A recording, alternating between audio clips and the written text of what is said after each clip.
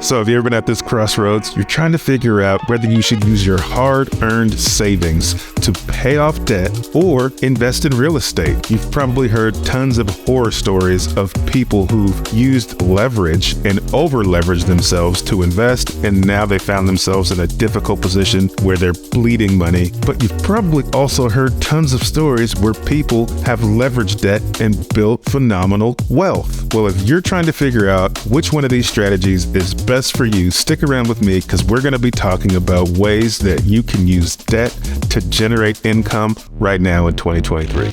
What's going on, everybody? Henry Washington here from BiggerPockets. As always, if you want to learn more about real estate investing, stick with us, subscribe to the channel so we can keep sending you great videos and information on investing in real estate. And if you want to learn more about my personal journey, you can follow me on Instagram. I'm at the Henry Washington on Instagram. All right, but before we jump into this, I wanted to share with you a quick word from our friends at Arrived. Did you know that real estate has outperformed the S&P 500 for over the last 20 years? But most people assume they can't get into real estate without a ton of time, money, or experience. With Arrived, anyone can invest in real estate with as little as $100. Browse highly vetted, long-term and vacation rental properties. Invest anywhere from $100 to $50,000 per property in just a few clicks. Then sit back and collect a return. Backed by Jeff Bezos, Arrived brings real estate investing to the masses. So what are you waiting for? Head to arrived.com to become a property investor today. So let's go ahead and start this debate because there's going to be people on both sides of the fence. Should you use leverage to build wealth or should you use cash to invest in real estate? Let's hear it in the comments. Which camp are you in? Are you in camp leverage to build wealth or are you in camp use your cash to invest in real estate? Sound off in the comments below. We want to hear your perspectives. Man, I love that I get to share my perspective on this particular topic with you because when I first got started with real estate investing, I didn't have great credit and I didn't have a ton of money. So using leverage was really the only way that I could see to get started investing. But I've learned a lot along my journey of real estate investing, and now with over 100 rental properties, I have a slightly different perspective. But I want to make sure that everybody understands that debt is just a tool. Think of it like a hammer. If you use a hammer correctly, it can help you build a house. If you use a hammer incorrectly, well, you can bang your hand with that hammer when you miss the nail, and it can be extremely painful. Debt is the same way. When it's used properly, it can help you build wealth and generate cash flow. But if it's used incorrectly and taken advantage of, well, you can bang your hand really hard, hurt yourself, and end up costing yourself a ton of money. The very first deal I ever purchased was a rental property, and I purchased that property with a bank loan. The bank lent me about 85% of the purchase price. I had to come up with a 15% down payment, and I ended up leveraging my wife's 401k for that down payment. So we borrowed to buy the house, and then we borrowed against our 401k to use the down payment. Now, some people would see that as an extremely risky way to invest in real estate. And honestly, I don't disagree. The safety net that I had and the safety net that you need to think about when you're thinking about leveraging debt is I bought a really good deal. I bought a house that was worth $165,000 and we paid only $115,000 for that house, and it didn't need a lot of work.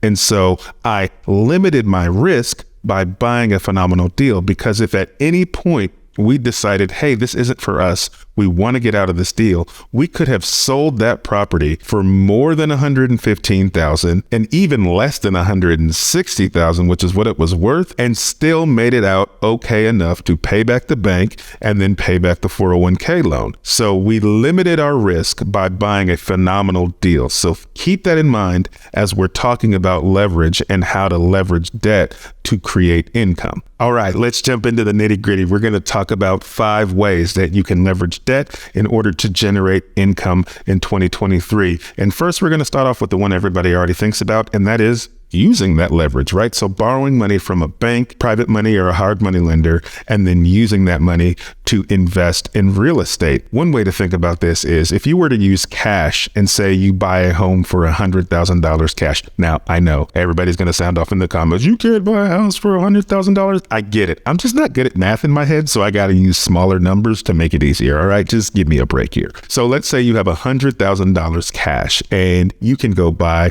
a house for $100,000. That means you now own a house, one property, you spent your $100,000. Now, using this leverage method, you could potentially find a house and borrow 80% and put 20% down, meaning you need to put down a $20,000 down payment to buy that $100,000 house. Well, now you can take that $100,000 and you can buy 5 houses that all need a $20,000 down payment. So essentially, you can grow and scale faster using leverage because you're buying 5 properties instead of 1.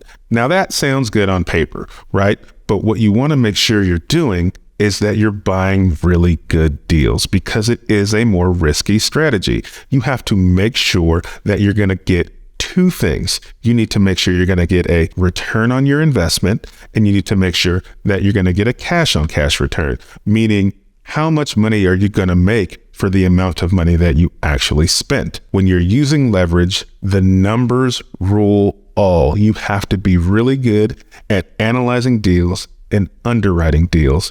All right, the second way that debt can help generate income for you is to think about taxes. And we're going to think about taxes in 2 ways. The first is tax deductions. So one of the advantages of investing in real estate is that you have the ability to claim tax deductions related to your property. Interest payments on mortgages for investment properties are often tax deductible. That can lower your taxable income and free up more cash flow for other types of investments or expenses. The second way to think about taxes is from a refinance perspective. In other words, you can do a cash out refinance on a property. What that entails is you buying a property, and let's say you buy it with leverage, and then you bought that property under market value.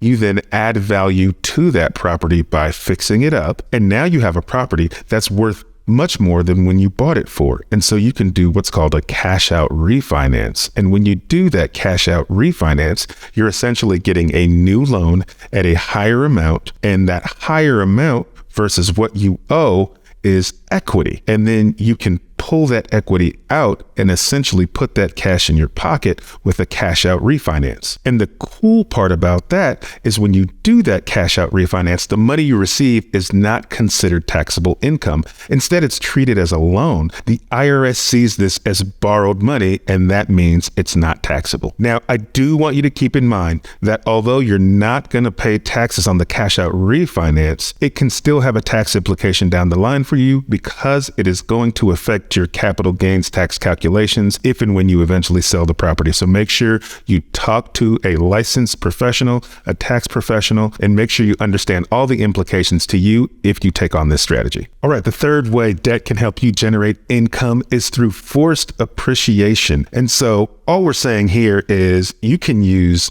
debt to pay for renovations or updates to properties that increase the value of the property. This works a lot better with commercial assets because they're valued at the income that they produce. And so if you force appreciation, you can create more income, but it also works in single family real estate. And so if you were to buy a property, and let's say you did use your cash to buy that property and you didn't use leverage, well, you could take out a loan or use leverage to pay for the repairs. And that will allow you to increase the value of that property. And when you increase the value of that property, you can now go monetize that property at its higher amount by either selling it at its higher amount or renting it out and creating the cash flow, or doing what we talked about in the last strategy and doing a cash out refinance. And so you don't always have to use leverage for 100% of the loan. You can use your cash for part of it and pay for it, and then use that leverage to pay for the repairs and force that appreciation,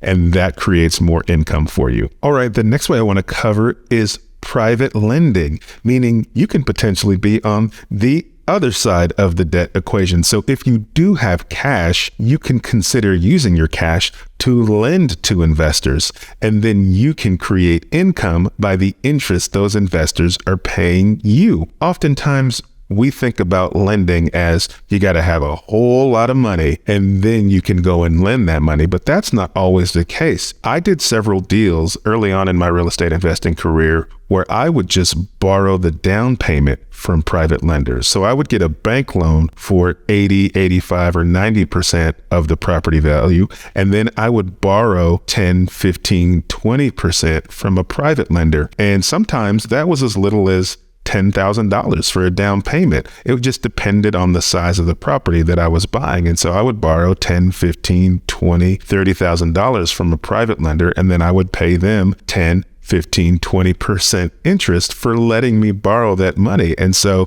if you've got a little bit of money sitting around and you want to use that money to generate income, well, you can be the lender instead of being the person that's borrowing the money, and you can decide who you want to lend to. So you can go find some successful real estate investors within your community. You can find them at local real estate meetups. You can find them online. You can find them on BiggerPockets. And then you can be a private money lender and you can make interest by allowing someone else to borrow your money. Another thing to think about is you can also raise money from other investors and then use that money to lend to other investors and create income through the interest payments that you receive. Now, when you're going to go start borrowing money and then using that money to lend to investors, then you have to pay really close attention to how you're doing that. There's typically going to be rules, state and local rules, as well as SEC rules. So I highly encourage you, if that's something that you're going to do, that you make sure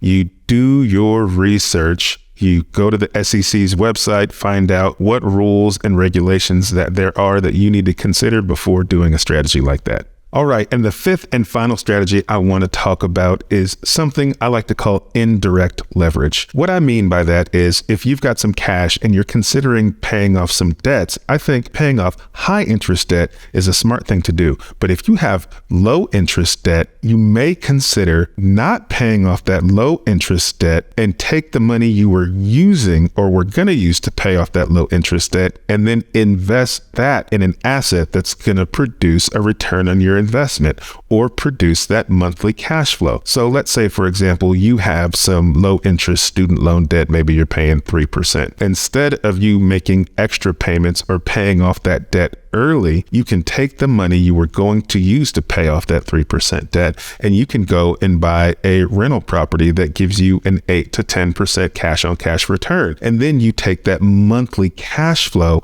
that rental property produces and you pay off your low interest debt with that cash flow. So now you are making money and you're allowing your cash flow producing asset to pay off your low interest debt instead of you having to pay it off for yourself. That's a strategy that a lot of wealthy people employ, and I encourage you to think about that before you go paying off all your debt and then start investing. Sometimes you can just pay off the high interest debt and then use your investments to pay off your low interest debt. All right, folks, there you have it. We covered 5 ways that you can leverage debt to create income right now. It's not to say that debt isn't risky. That is not the tone that I wanted to set with this video. Debt is risky, but you can take calculated risks as long as you educate yourself thoroughly on every strategy that you're thinking about using before you dive into it, and that you ensure that if you are going to use leverage, that you are confident that you're buying a good deal. We are taking calculated risks. We are using debt as a tool, and we're using that tool properly for the right job. And if tools are used properly, it can help accelerate you getting that job done. If they're used improperly, they can hurt you. So don't be afraid of debt. Educate yourself thoroughly, and then you take action. Most wealthy people use leverage in some form or fashion to continue to grow their wealth and generate more income and cash flow. And so if you want to be wealthy, you do what the wealthy people do. All right, folks, I hope that was helpful for you. I hope you learned something. Let us know in the comments below if you learned something new or if you have another way that you generate income through using using debt. Or if you just think all this is crazy, let us hear that in the comments too. We'd love to hear your perspective. As always, thank you so much for joining us. Like this video and this content if you want to continue to learn more about real estate investing. Subscribe to the channel so we can keep sharing great content with you. As always, you can follow me on Instagram. I am at The Henry Washington on Instagram. And thank you so much for being here. As always, I will see you at the closing table.